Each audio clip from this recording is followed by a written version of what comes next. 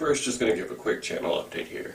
Since these year-in-review things, they do take up a decent amount of my time, and to be honest, these things are mostly a way for me to get started, get rolling, get practicing on editing, and they've been great for that. In the next couple of months, I'm not going to have as much time on my hands as I do now to make more of these things, so let's get cracking here. Bottom line, the videos are going to be a little bit shorter. Probably not going to use as many clips. We're just gonna go. Hope that's okay with y'all. When I get down to like the final 15, maybe 20 or so, probably start upping the quality again. But for now, let's just get rolling. Go!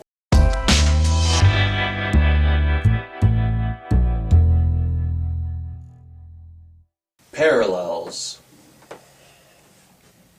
So Parallels was originally written as a TV pilot, apparently. I tossed around to a bunch of people and eventually they were just like, fuck it, let's make it a movie. This is pretty goddamn obvious when you're watching it. The basic premise of the movie is that there are parallel Earths, and each parallel Earth is a little different. One might be a nuclear holocaust happened, another one it's just super futuristic and shit.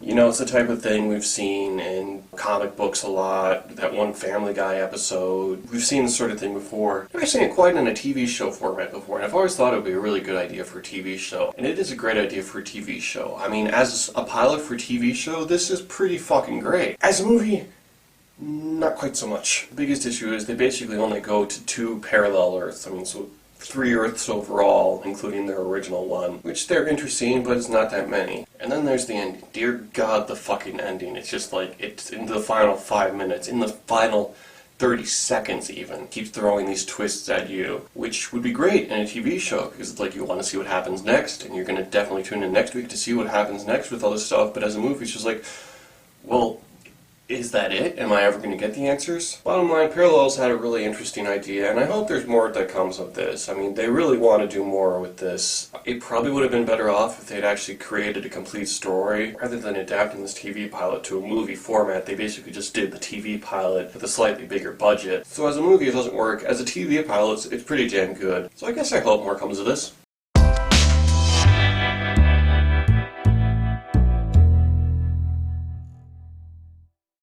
Black Mass.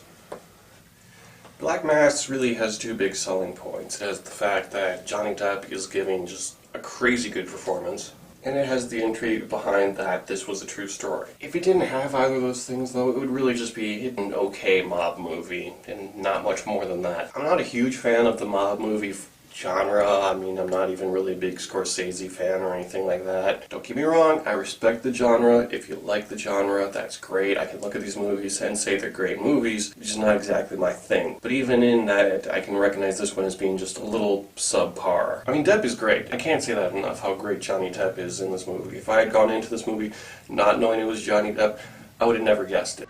Take the money, keep your mouth shut about what you just heard. It's best you're not involved. Take the money. Take the money. Take the money.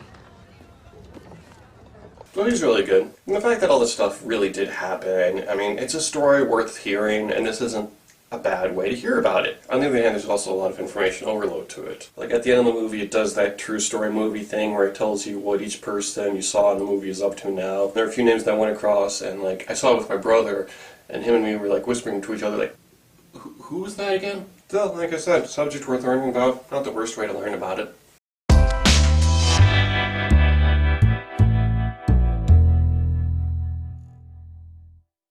Steve Jobs. Another true story movie. And there was much rejoicing.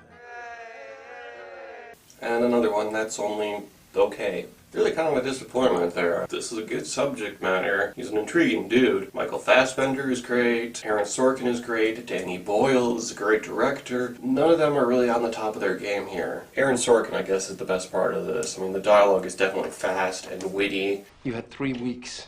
The universe was created in a third of that time. Well, someday you'll have to tell us how you did it.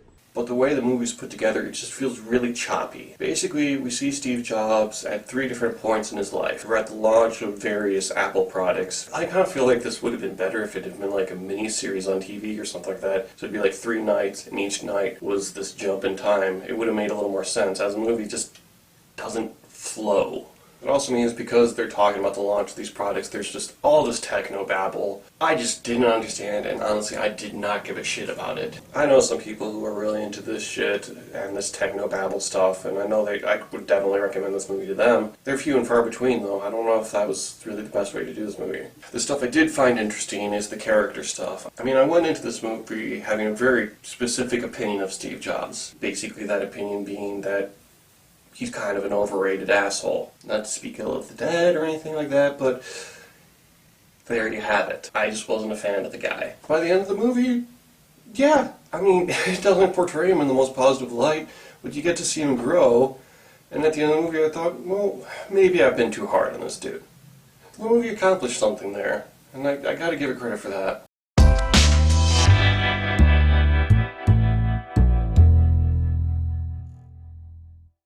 The Search for General Tso. I remember the day I watched this movie, me and my brother went out to a Chinese restaurant and we were eating General Tso's chicken, and then we got into the conversation of who the fuck is General Tso anyway, and why does he love spicy chicken? So I went home and watched this movie, and I got my answer. Oddly enough, that question is enough to carry a movie, and to thunk it. Beyond that though, there's a lot more going on here. I mean, it's basically a look at history and a look at culture in the context of food. You know, it's about Chinese immigrants to America, how they tried to integrate themselves into American society, how Chinese restaurants came to be a staple of American society, how these Chinese restaurants are different from Chinese food as we know it. 这是什么菜我也不知道。不，这个我没看。看不懂。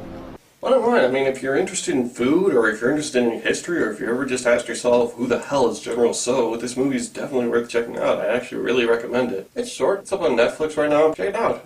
It's worth your time. 政治人物，左宗棠，对对，湖南菜，湖南菜。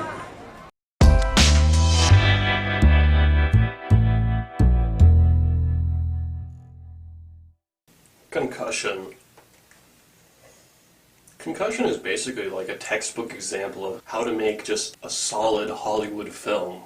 It has all the elements you really need. Not a great film, but just a solid and likable film. And I gotta say, this is how you take a subject and you make it approachable. I don't give a shit about football, and I don't know that much about neuroscience and the brain and that stuff. A little bit, not a ton. But this movie makes that stuff really approachable. This doctor, when he's explaining this stuff and what football does to these guys, he explains it in a way that just makes sense. Like, there's a scene where he's explaining how your brain is not connected to anything. It's basically just this thing in your skull that's free to shake around. How does he do that? He has a jar with a potato in it and some liquid, and he just shakes it around, and you see it, and you're like, oh, I get it.